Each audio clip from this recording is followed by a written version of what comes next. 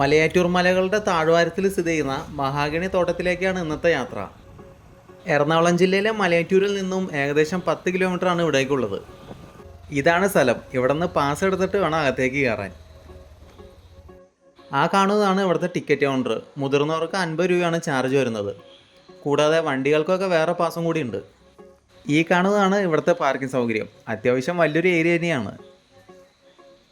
ഇവിടെ നിന്ന് വലത്തോട്ട് തിരിഞ്ഞാണ് പോകേണ്ടത്. നേരെ പോകുന്ന റൂട്ട് എടമലയാറ് ഭൂതത്താൻകെട്ട് ഭാഗത്തേക്കാണ്.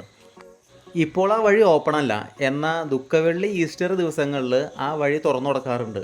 ആ റൂട്ട് പോകുമ്പോൾ ആനകളെ കാണാനുള്ള ചാൻസ് വളരെ കൂടുതലായിരിക്കും. ഈ വഴി കണ്ടില്ലേ, 2 സൈഡും കാട്, അതിൻ്റെ ഇടയിൽ കൂടെ വീതി കുറഞ്ഞൊരു വഴി. ശരിക്കും ഈ കാട്ടിലൂടെയുള്ള യാത്രകളുണ്ടല്ലോ, നമ്മുടെ ഇമ്മ്യൂണിറ്റി പവർ കൂട്ടാനും അതുപോലെ തന്നെ മൈൻഡ് റീഫ്രഷ് ചെയ്യാനും സഹായിക്കും. ഈ പറഞ്ഞ സിസ്റ്റം ഫോളോ ചെയ്യണ ഒരു രാജ്യമുണ്ട്, അതാണ് ജപ്പാൻ. അവരിതിനെ ഫോറസ്റ്റ് ബാത്തിങ് എന്നാണ് പറയുന്നത്. ഇവിടുത്തെ പ്രവേശന സമയം രാവിലെ 8 മുതൽ വൈകുന്നേരം 4:30 വരെയാണ്. അങ്ങനെ കുറച്ചുകൂടി വീതി കൂടിയ വഴിയിലേക്ക് കയറി. ഈ വന്ന വഴിയൊക്കെ ഗൈഡിൻ്റെ നിരീക്ഷണത്തിലായിരിക്കും. പിന്നെ ശ്രദ്ധിക്കേണ്ട കാര്യം എന്താണെന്ന് വെച്ചാൽ, ഇവിടെയെങ്ങും വേസ്റ്റ് ഇടാണ്ട് പോകുക. ഇടനെ അവർ കണ്ടു കഴിഞ്ഞാൽ 5000 രൂപ വരെ ഫൈൻ കിട്ടും.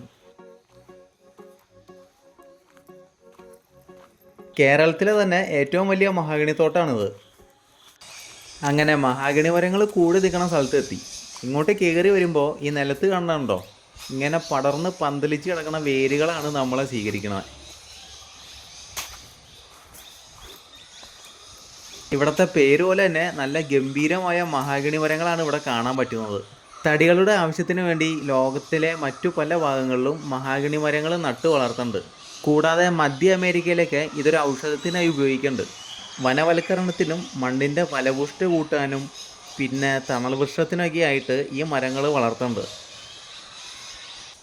ഈ കാണുന്ന മരത്തിന് 1820 പരം പഴക്കമുണ്ടെന്നാണ് പറയുന്നത്. അതുമാത്രമല്ല, ഏകദേശം 25,000 കിലോയാണ് ഇതിൻ്റെ ഭാരം വരുന്നത്.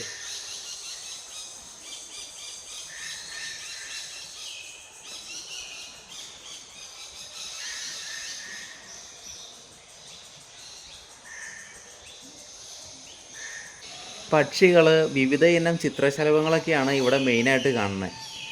നഗരങ്ങളിലെ തിരക്കിൽ നിന്ന് ഇനിയൊന്ന് റെസ്റ്റ് എടുക്കണം എന്ന് ചിന്തിക്കുന്നവർക്ക് വരാൻ പറ്റിയൊരു സ്ഥലമാണിത്. 2012 കുറച്ച് കുട്ടികൾ ഇവിടെ മുങ്ങി മരിച്ചതിനെ തുടർന്ന് ഈ സ്ഥലം അടച്ചിട്ടായിരുന്നു. ഏകദേശം 20 മാസത്തോളം ഇത് ഓപ്പൺ അല്ലായിരുന്നു. പിന്നെ ഇവിടെ നാട്ടുകാരുടെ റിക്വസ്റ്റ് കാരണം ഓപ്പണാക്കി. അപ്പോഴും ഒരാൾ മുങ്ങി മരിച്ചു. പിന്നെയും ഇത് അടച്ചു. എന്നാൽ സുരക്ഷാ സംവിധാനമൊക്കെ ഒന്നുകൂടി കടുപ്പിച്ച് പിന്നെയും ഓപ്പണാക്കി.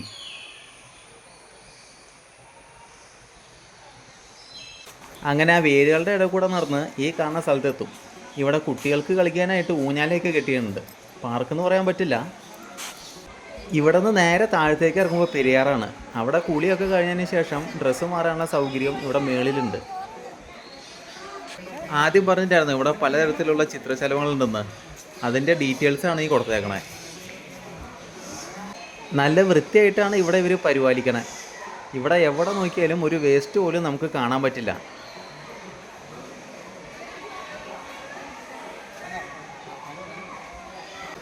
അവിടെ കുറച്ചു നേരം നിന്നിട്ട് നേരെ താഴത്തേക്ക് ഇറങ്ങി.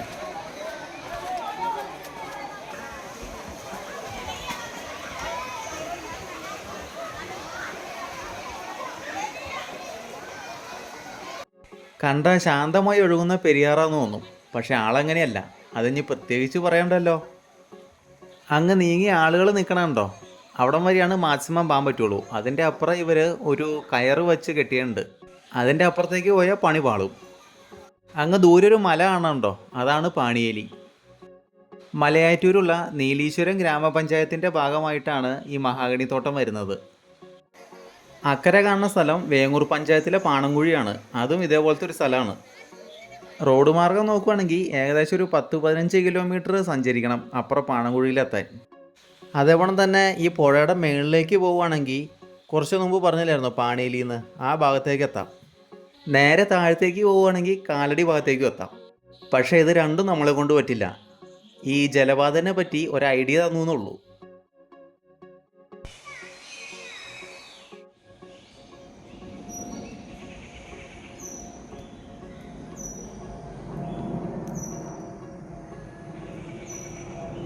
അങ്ങനെ മഹാഗണി തോട്ടത്തെ പറ്റിയുള്ള സ്റ്റോറി തീർന്നു. നമുക്കിനി അടുത്തൊരു ട്രാവൽ സ്റ്റോറിയിൽ കാണാം.